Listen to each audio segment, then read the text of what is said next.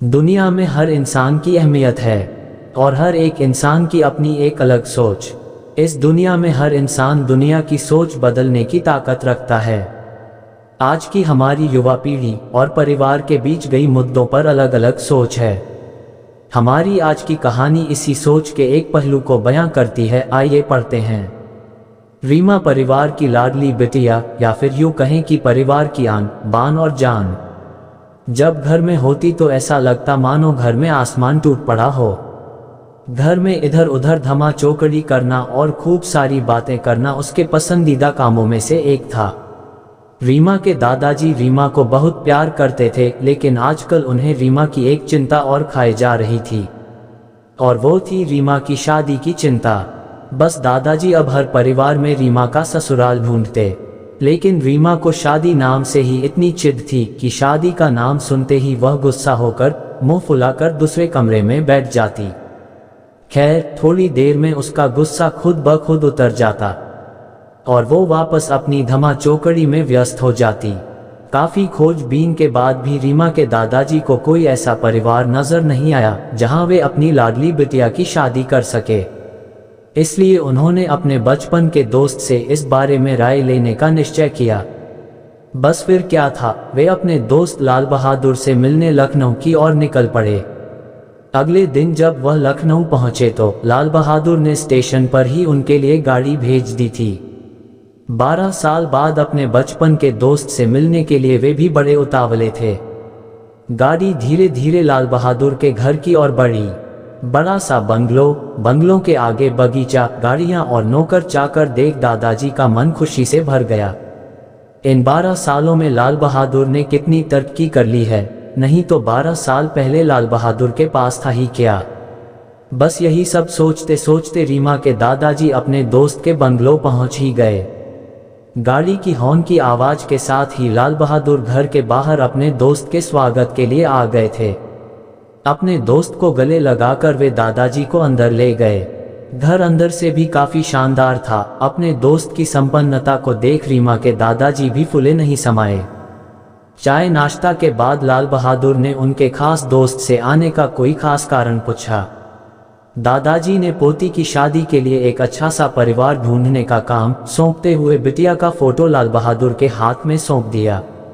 लाल बहादुर भी अपने बेटे विक्रम के लिए एक सुयोग्य कन्या की तलाश में थे।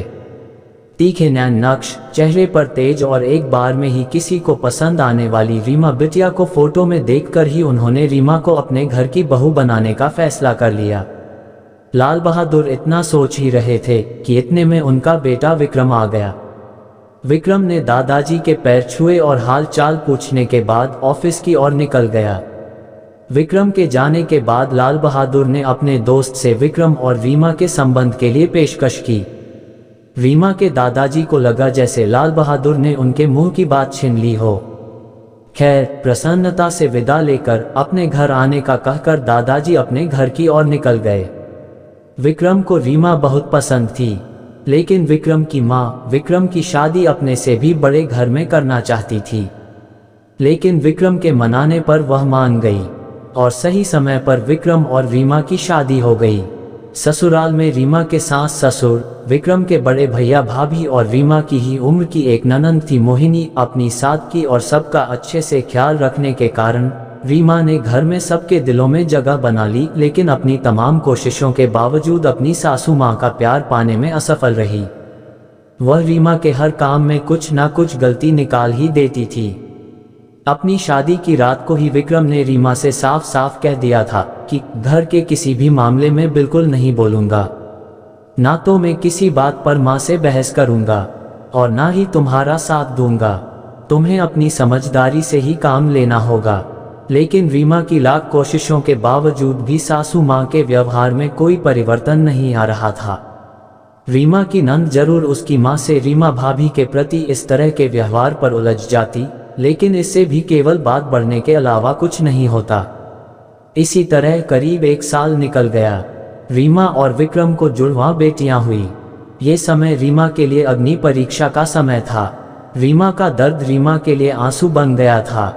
ससुराल में रीमा को संभालने वाला कोई नहीं था और विक्रम और उनके पापा ने रीमा को अपने मायके भेजने के लिए पहले ही मना कर दिया था। एक दिन मोहिनी कॉलेज से आई तो उसने सभी को कॉलेज के सालाना कार्यक्रम में आने के लिए कहा और यह भी कहा कि कॉलेज में उसकी भी 2 प्रस्तुतियां हैं, इसलिए आप सभी का चलना बहुत ज़रूरी है। खैर, ना चाहते हुए भी रीमा को अपनी दोनों जुड़वां बेटियों के साथ मोहिनी के कॉलेज जाना पड़ा। कार्यक्रम की शुरुआत में गीत संगीत की कई प्रस्तुतियां हुई।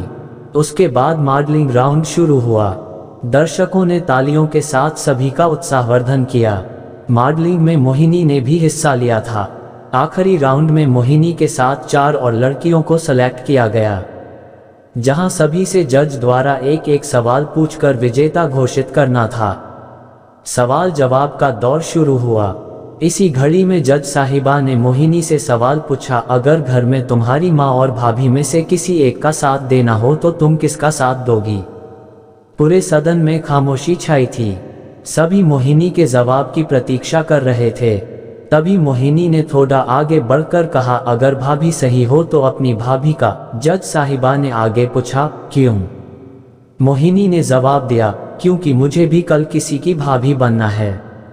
जवाब सुनते ही पूरे सदन में तालियां गूंज उठी। सभी मोहिनी की सोच और उसके सटीक जवाब की प्रशंसा कर रहे थे। मोहिनी को विजेता घोषित किया गया। पुरस्कार लेने से पहले मोहिनी ने सभी से कुछ कहने के लिए माइक थामते हुए कहा, हर बेटी अपनी माँ से बहुत प्यार करती है और माँ भी अपनी बेटी के दिल के सबसे करीब होती है। इसी तरह हमारे घर की बहुएं भी तो किसी की बेटियां हैं।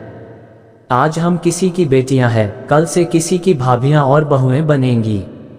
अगर कल से हमें कुछ डैक हुआ तो हमारी माँ को भी डैक होगा, और इसी तरह हमारे घर की बहू को डैक हुआ तो उनकी माँ को भी डैक पहुँचेगा। और इस दुनिया में किसी भी इंसान को किसी की भी माँ को डैक पहुँचाने का कोई हक नहीं है। इसीलिए हर सांस अपनी बहू को अपनी बेटी समझे तो आगे चलकर उनकी बेटी भी खुश रहेगी।